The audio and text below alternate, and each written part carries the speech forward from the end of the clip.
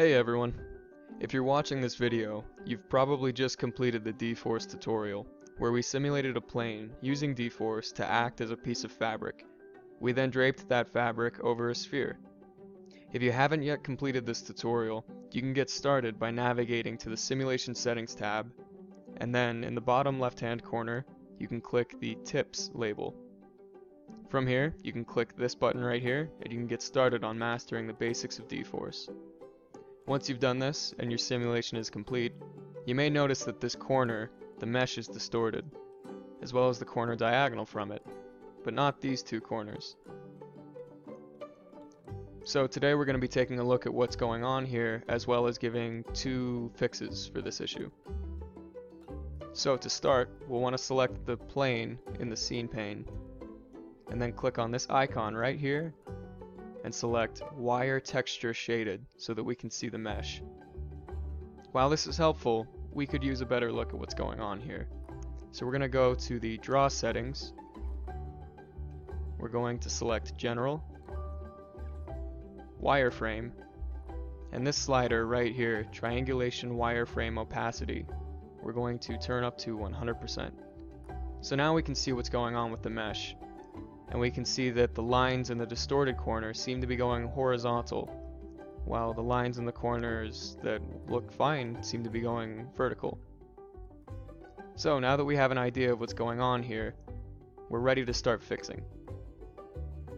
Our first fix is to adjust the mesh resolution.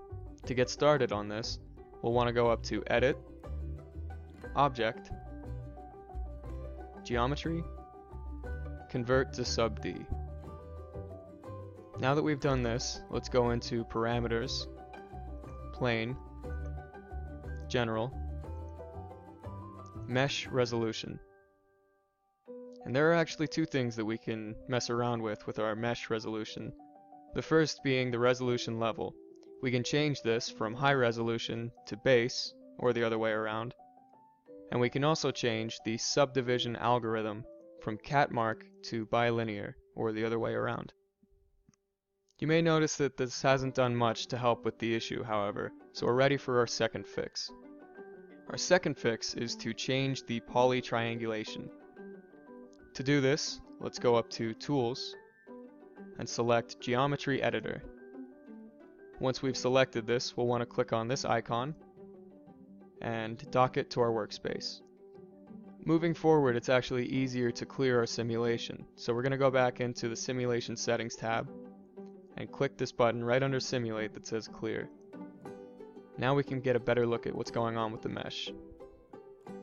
So in order to change the poly triangulation, we're going to want to change the direction that our mesh is moving in regards to the two corners that are becoming distorted. So to do this, we're going to want to, with the tool settings open, right click on the plane and make sure that our selection type is poly selection and our selection mode is marquee selection. Once we've verified this, we want to highlight the bottom right corner. Once we've done this, we'll right click, we'll go down to Geometry Editing and select Rotate Triangulation of Selected Polygons. This will change the direction that the mesh will simulate, which will allow for a more natural looking drape. So then we're going to want to do this with the opposite corner, the left hand corner.